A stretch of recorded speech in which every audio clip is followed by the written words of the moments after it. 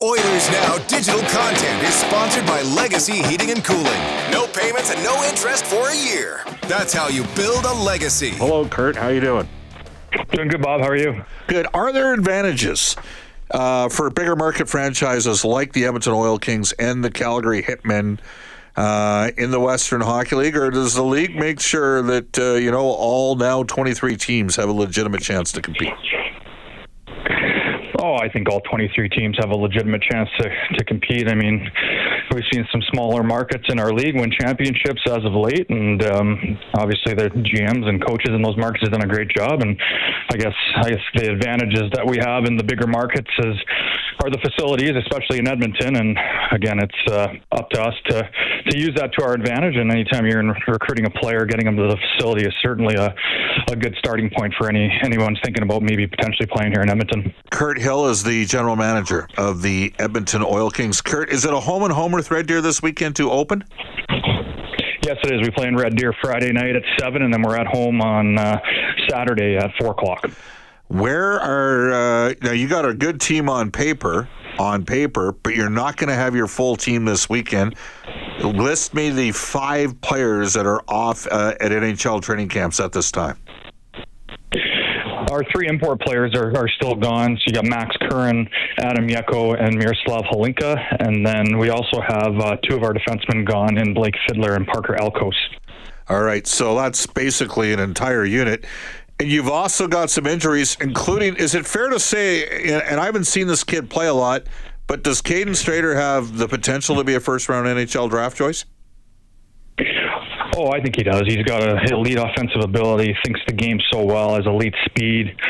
I don't think it was a fluke what he did when he got called up in games last year for our team, scoring goals already. So, we'll see how quickly he transitions here at 16. I mean, we're still a couple years away here from him hearing his name get called at the draft. But, I think all signs are pointing towards him with that skill and speed having a legitimate chance to be a high pick at the NHL draft. So he had 5 goals and 8 points in 16 games as a 15-year-old last season.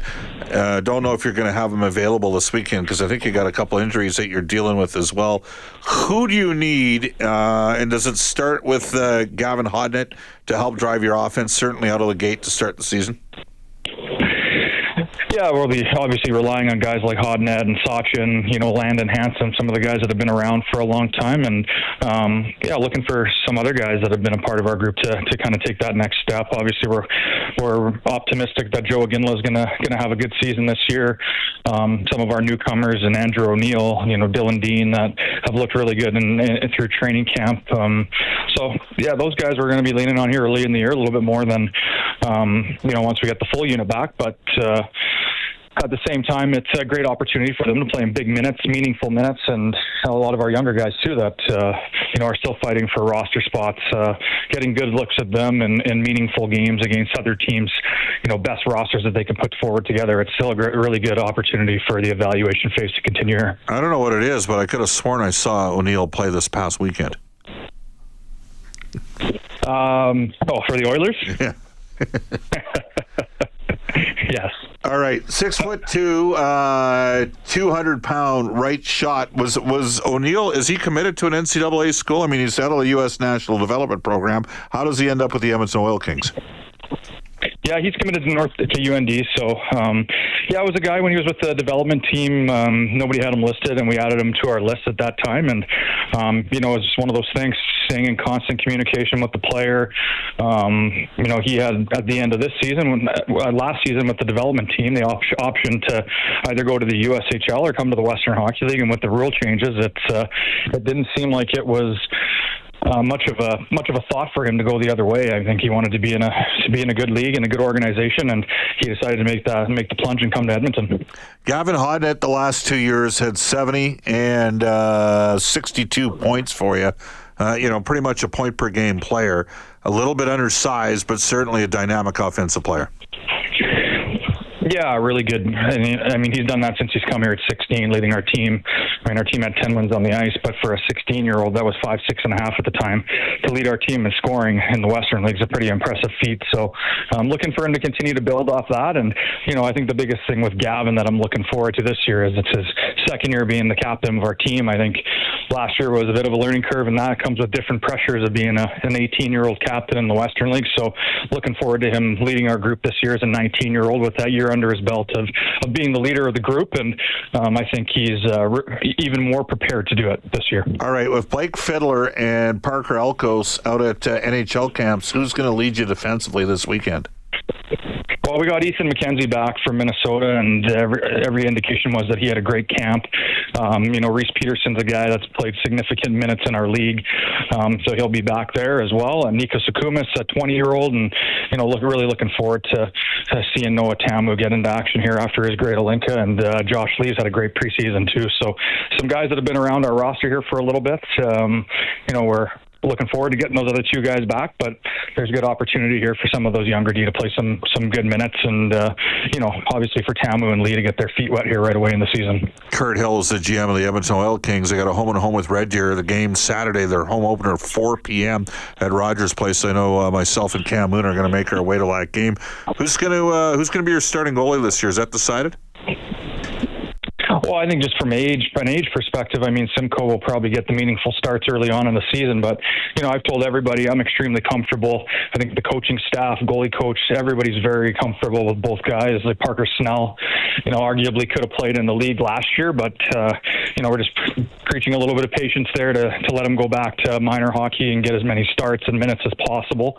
And I think that's going to really pay dividends for him. He got in a few games last year and didn't let a goal in, so that was obviously remarkable on his part to do that. But looking forward to him playing a little bit more full time this year, and I think they're both going to get a pretty even opportunity here out of the gate. But I'm sure Simcoe will get some of those heavier starts early on, just having a little bit more experience in the league.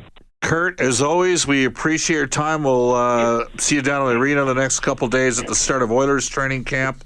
And we got something special because the Oilers have a player who now owns an OHL team. And you talked a bit about the changes that are there. And we are going to get to Zach Hyman. You might want to just stay in the line and listen to the comments from Zach. Kirt, thank you very much for doing the interview. And without further ado, here is Zach Hyman on his involvement with Brantford, who are the preseason number 1 in the OHL, and the changes and options for players with OHL and NCAA. That's great. That's you know, I love talking about the O. This is perfect. Yeah, it was great. It was a great summer. I'm the governor of our team, so we had a board of governors meeting with all the different owners and governors out in Muskoka. So got to meet a bunch of the different owners, and that was obviously one of the key talking points. Several rule changes. One, the NCAA rule change, obviously, and then two, the American Hockey League potential rule change with the 19-year-olds being able to play. So definitely two things that are on the CHL's radar. I think that, you know, from my standpoint, I think it's all great things. Like when I was a 16-year-old kid, I wish I had the opportunity to play wherever I wanted to and not be restricted by rules. If that were the case, I would have played in the OHL, and then I would have gone on to college, and it would have been great. So for me, why we got into the OHL is to help develop and grow the game, help young players get to the next level, help use my experience to help those players, and whether that's college, the American League, or the NHL, it doesn't matter to me. However long they're with the Bulldogs, it's going to be our goal to make them the best players possible. And my brother's a general manager, so if you've seen some of the moves he's made, it's pretty remarkable. We have a really, really strong team, and all the credit goes to him. He's been amazing. There you go. That is Zach Hyman of the Edmonton Oilers.